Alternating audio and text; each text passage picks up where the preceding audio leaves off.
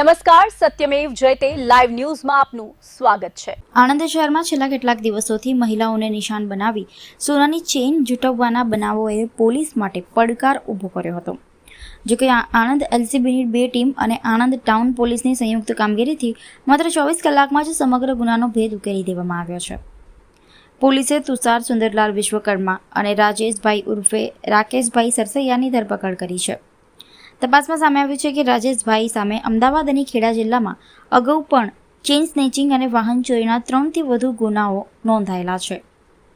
પોલીસે 2 આરોપીઓની ધરપકડ કરી અને તેમની પાસેથી ચોરાયેલી સોનાની ચેઇનના 2 ટુકડા, ગુનામાં વપરાયેલ બાઇક, મોબાઈલ સહિત અંદાજે રૂપિયા 1.15 લાખથી વધુનો મુદ્દામાલ કબજે કર્યો છે। જોકે સમગ્ર ઘટનાના સીસીટીવી પણ સોશિયલ મીડિયામાં વાયરલ થયા હતા।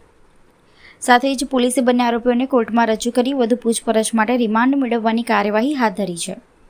સાથે જ બંને આરોપીઓએ અન્ય કયા વિસ્તારોમાં સમાન પ્રકારના ગુનાઓ આચર્યા છે કે નહીં તે દિશામાં પણ તપાસનો ધમધમાટ શરૂ કરવામાં આવ્યો છે।